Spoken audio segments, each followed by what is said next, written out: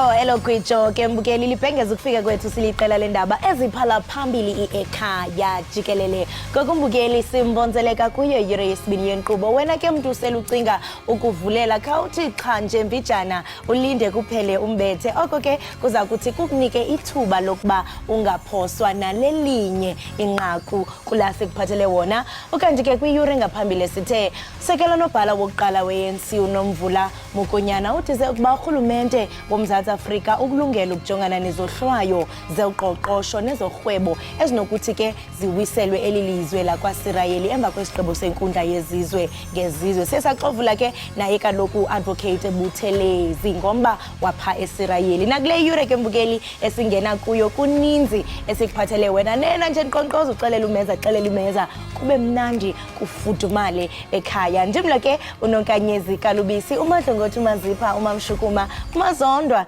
ngezakhe izinto ndihamba naye umamtshali mbukeli ngempela sesiqala ke elesibili ihora kule ngqayizivele yohlelo ekhaya jikele sibonga kakhulu ukuthi ke usahlanganyele kanye nathi wembukeli ke omunye uthi wayegibela itekisi yena umshayeli ke besethu kuye ayi sisi ingane na 2 years yakhokha bo kuthiwa hayi aphenduleke usisi athi hayi lona una 24 months abese yaphendula ku driver athi hayi man ngithe 2 years lo usasemncane kabi ushutha kakhokhi yabona ubuhlakani kasisi uthi hayi vele uyishaye ngama months lewe uzodideka ayibaleki ba u24 months u2 years sibonga kakhulu ukuthi uhlanganyele kanye nathi njengamanje ke sibheke ihamba phambili lihora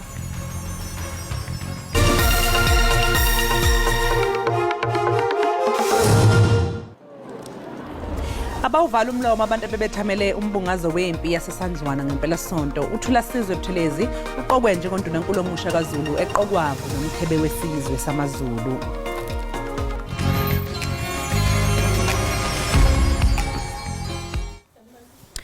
waqokwe njengephini likandunankulu wesizwe sikaZulu inkosi uphathisizwe Chiliza uthi uzosebenza ngokuyikhandla ukubuyisa isithunzi sesizwe samaZulu Ngizoqala ngesekela ndunankulu isekela ndunankulu ngiphakamisa inkosi uChiliza wasemadungeni ngicela ukubasondele nganeno Lesi simemezelo sesilo samaZulu siza ngemumva kwezinyanga ezintathu uKhotheme owayengundunakulu umntwana uMangosuthu Buthelezi Isilo sigcizelele ukuthi ukuqokwa kwabo akuhlangene nepolitiki kodwa siqoke abantu abafanele ukuhlala kulesikhundla ngenxa yokuthi bebesebenzisana kakhulu nondunankulu ongasekho umntwana wakaphinda ngene inkosi uChiliza ikhulume nabezindaba ngemumva kwalesi simemezelo umsebenzi wethu uqinisekisa ukuthi konke okuzifiso zengonyama kuyakwazi ukuthi kwenzeke kodwa kubaleke kakhulu esifisa ukudlulisa kusizwe samaZulu ukuthi sifisa kube nokuthula kube noxolo emndenini esizweni uma kube nokuthula kwanoxolo isizwe siyokwazi ukuhlonishwa njengombane ayishilo Lamabutho akade yambele umgubho wempi yasesandlwana enquthu ngempela sonto athi afuna ondunankulu abasha bagxile ekuthuthukisweni kwemphakathi engaphansi kwamakhosi ukuhlonishwa kwesiko kuya ngokuya kuncipha ngathi bangaqinisa isandla kuloko bese bebhekana nezinselelo zendlala endaweni esemakhaya ngoba abantu balambile kuze kugcina nje sekubulawa amakhosi ngoba mhlawumbe umuntu unethemba lokuthi maye ngabulala lenkosi kungena inkosi mhlawumbe ethandwa uyena kungaba ngcono isimo sakhe sempilo Isilo siphinde samemezela negama lebutho lakhe waliqamba ngokuthi isilwane setshe ngingunonhlakanipho Magwaza ezindabeni ze-SABC enquthu Usekela nobhala wokuqala we-ANC uNomvula Mokonyane uthize ukuba urhulumente woMzantsi Afrika ukulungela ukujongana nezohlwayo zezoqoqosho nezorhwebo ezinokuthi ke ziwiselwe lilizwe laseSirayeli emva kwesigqibo senkundla yezizwe ngezizwe esivumelana nesicelo esifakiweyo nguMzantsi Afrika malunga nemfazwe eqhubekayo eGaza ePalestina Umokonyane ke okwayinhloko yezobudlelwane bamazwe ngamazwe kwi-ANC uthi ingalilishwa into yokuba uMzantsi Afrika wohlwaywe ngamazwe namandla kwihlabathi kuba sele ethathe amanyathelo ongenelela kwidabi eliphakathi kweSirayeli nePalestina. It can be correct that when we take a decision that is a decision informed by our own life experience, we can then be threatened. This is a struggle. and it does have casualties, but we do believe that through our own relationship with those countries, we shall engage them, we shall persuade them, we shall make them to appreciate. But of course, as what Comrade President had said in France, we're not beggars. We also are a fertile ground for other economies to grow. And we also have other friends in the world that can also help South Africa to fight poverty, to fight unemployment, to grow our economy. There's no big brother in this. There's a whole call that let there be peace and friendship. Umholi we-Build One South Africa uMmusi Maimane uthi kusasa leningizimu Afrika lizocaca emva kokhetho likazwelonke lonyaka. Ethula umqulu wezethembiso zokhetho, uMaimane uthembise ukuthi iBhosa izovula amathuba emisebenzi eyigidi 2 uma ngase ithathe intambo zombuso.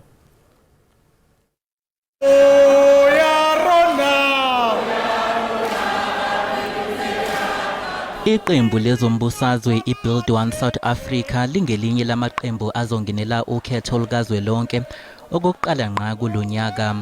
Ethula umqulu wezethembiso zokhetho, umholi walo uMmusi Maimane uthembise ukuthi leli qembu lizovula amathuba emisebenzi angaphezulu kwezigidi 2. I've said it to you and I'll say it to you again. This year we are going to deliver in the next 5 years when we come into government, a government that delivers 2 million jobs in every household in this country. Amandla! uMaimane uphinde wagxeka kakhulu izinga lemfundo kuleli ngaphansi kukahulumeni we-ANC. Under Bosa government, we are going to move the pass mark from 30% to 50%.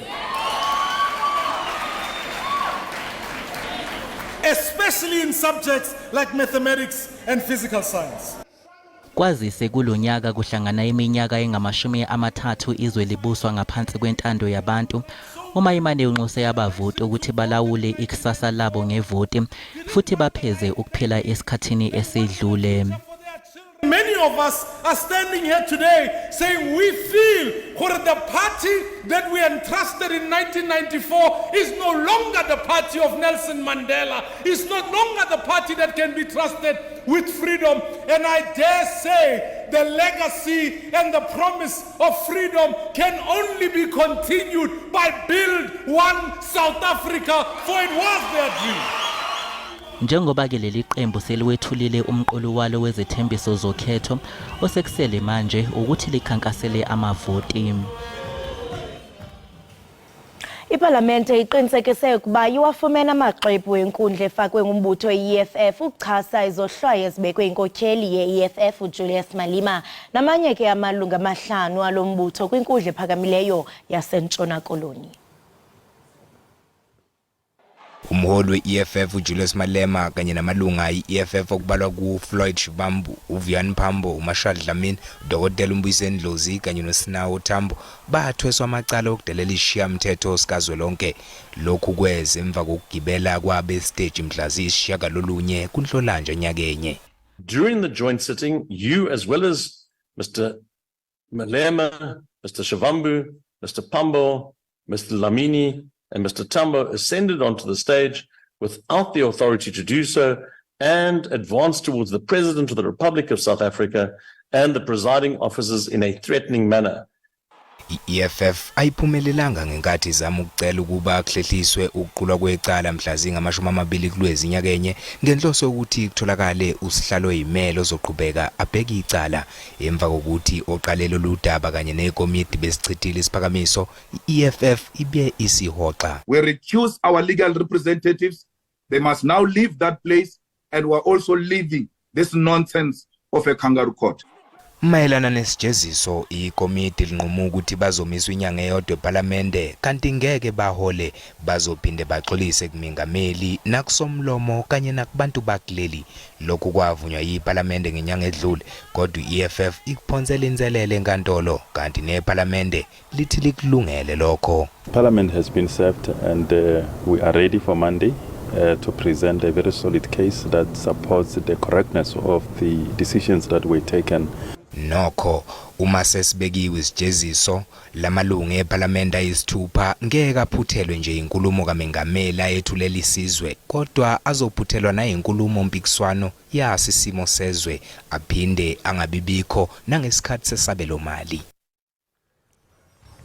Ake mbukeli siziqwela ke siziqonqotha ngolohlobo ebezitshotshenhla apha ekhaya naphesheya kwamalwandle. Uyayazi kaloku iMonday siphathele into ezimnandi mbukeli sohamba siyobheka isimo sezulu ebese siya ekhefini kodwa mengabe sibuya mbukeli sobe sikuphatheleke usonkondlo wethu esimphethe namhlanje ubheki wamiyeni ozobe sishayela ke inkondlo ethi umkhuleko wembongi ungalingeke uphuthelwe.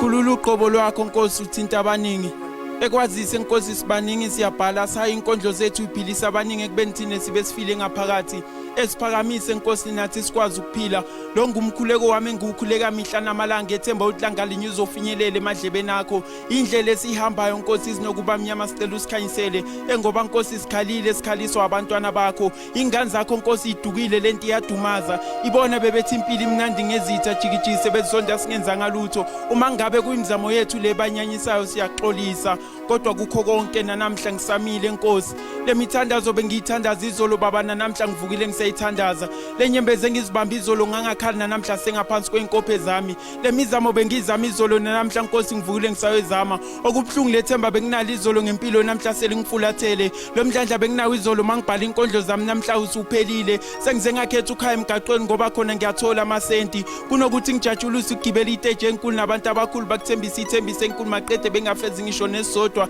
ngibuyele ekhaya ngilengisa izandla kusobana namhla ngizophinde ngibhala ithumbu ukukhala ngilale ngikhala ngikhalisa ukubona amaphuphethe engafezeke emini siwabhekile ileli kusasa sezandleni zethu lisiphunyuka silibambile amadolo siwaza abhlungu mihla namalanga kuca ngedolo ngiyathandaza ngishisa impepho emsamo kodwa konke sengathi kuphelelo obala ngizibuze ukuthi kanti idlozi lisebenza kanjani ligidela abanani ongenani thathande enkondlo ninezi umkhushula nezinye izangoma zezulu nabaya phezulu bawobheka isimo sezulu bafike basibhekele ukuthi uNkulunkulu usaphila yini lephezulu okanye babuye nempenduzo emthandazo yethu ukuthi masithandaza sithini ngoba njalo masithi baba wethu esezulwini sengathi akasizwa okokuqala mina ngazuthi akehlulwa ilutho ngazi ukuthi wadala umuntu ngomfanekiso wakhe kodwa nalapho sengathi wehluleka ngoba thina Nkosi asifani nawe thina sinomona sinehliziyo ezimba sikwazi ukufiselana okuhle umuntu mayenza okuhle simhalalise simlinde azeze maphutha kuze somahlulela simhleke simhlebe awu Nkosi ngicela ungihlenge kubhekuzenza umnyeni.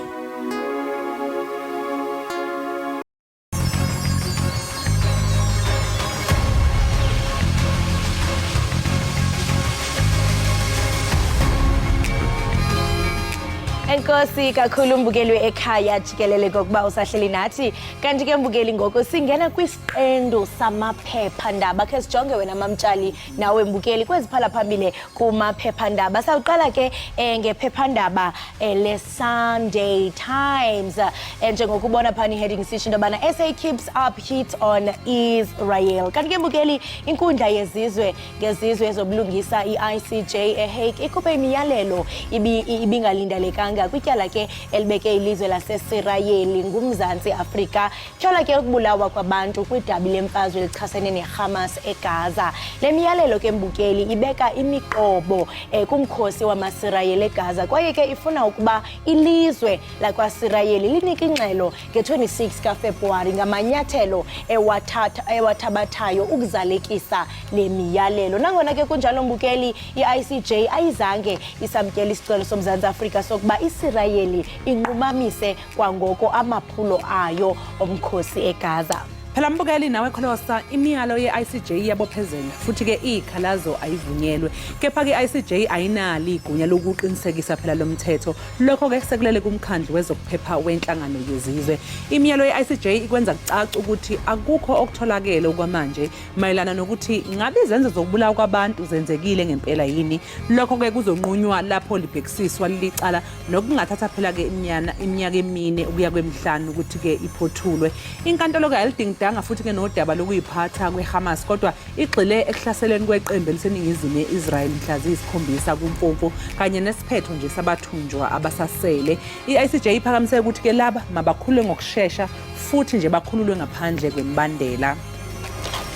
Kanti ke mangabe siqhubekela phambili sibheka olunye udaba olulapha kuyiCity Press oluka Kelly Khumalo umzulili phela uKelly Khumalo mbukeli uzokhumbula ukuthi ke uyanindeke ecaleni lokubulawa kaSenzo Meyiwa njengoba kukhonjwa yena njengowayalela ukuthi abulawe owayinozintiwe bafana lokhu kuvezwe umphenyi wecala uBrigadier uBongani Gininde enkantolo enkulu yasePitoli ngesonto ledlule. uGininda ke uthi ke lokhu kudalulwe abasolwa ababili okumuzi kaUkhulelwa Sibiya kanye noBongani Ntanzi. Kanti ke mbukeli amadoda amahlanu aphansi kwetyala lokubulala uMeyiwa ngo-October ka-2014 owadutyulwa ke kwikhaya lowayesakuba sithandwa sakhe uKelly Khumalo. Izivumo ke zinentandabuzo. Ekuqaleni amapolisa ke wona ayekholelwa ukuba ukubulawa kwakukuphanga kodwa kamva bagqiba kwelokuba yayisisivumelwano sokubulala. Tyala ke mbukeli liyaqhubeka ukufumanisa ukuba ingaba uvumo lwenziwa ngokukhululekileyo kusini na nangokuzithandela. Siziqala kanjalo ke ezeCity Press chunchemeke ngokusijonga iphepha leIsolezwe.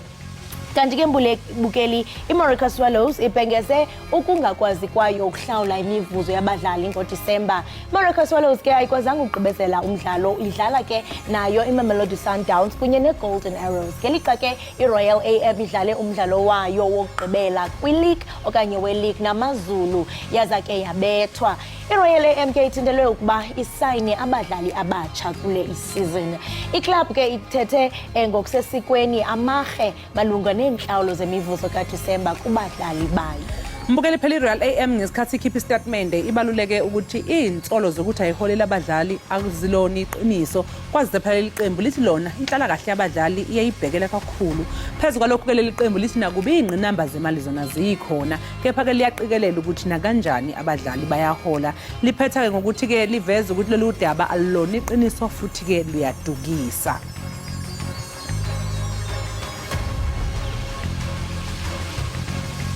Ayike mbukeli sibamba lapho ke ezamaphephandaba bebehamba phambili laphana ke kumakhasi aphambili kumaphephandaba sekuyisikhathi nje ke sokuthi sisiqu ngaseyitolo sizobuya emva komzuzwana. Uyazi mbukeli masibuya sakuphathele bani usasekhona usonkondlo wethu ungalingeke ukhuthelo. Takholthwa kunina yekho kwethina intandane sikhotha amanxeba umndeni ususikhohlwe vele bacala ukusikhohlisa ngaphambi kwamathuna abazali bethu. Ethu baba omncane ekhululekana ingane zamansoze nabayintandane mina ngisaphila akuphelanga na inyanga ezintathu abazali bethu beshile emhlabeni sime ekhaya saqale sashintsha saphenduka igqila sekusebenza thina kuphela siphakelwa nezinja silale sebelele sivuke basalele sokha amanzi emfuleni kuze ingane zabo zogeza zesikolweni kanti ke nasesikolweni beseseke lithiwe kuthiwa sikhohle ngemfundo sibheka imfuyo lapha ekhaya okwakungikhalisa kakhulu ukuthi nobaba wandlula emhlabeni engenayo ngisho nenkukhu ebulaya ibobona laba bomndeni bemzondela ubala kanti nodadewethu omncane sephendwe umfazi kababa omncane yebo ngangisemncane ngaleso sikhathi ngaqondi ukuthi kwenzakalani bahlangana bomndeni bathatha inqumo zokumganisa sesemncane bethi befihla amahlazi emndeni bebethengisa ngengane yakwethu ilanga thatha khona isinqumo sokuthi ngiphume ekhaya ngiyohlala emgaqweni namhla ubaba omncane useyagula ubanga nezibi kuthiwa idlozile umfulathela uNkulunkulu ucalile uyamjezisa kuthiwa idlozi kagogo kuthukuthele kabi ngoba njalo malize ekhaya zoletha ibusisa kasithole thina njengey'ngane zakhe ingakho iy'ngane zabo omncane zosicela ukuthi sisuke emgaqweni sibuyele ekhaya sebakhohlwa ukuhlala kwami la mgaqweni la ngibone khona ukuthi benza iphutha nabathi blood is thicker than water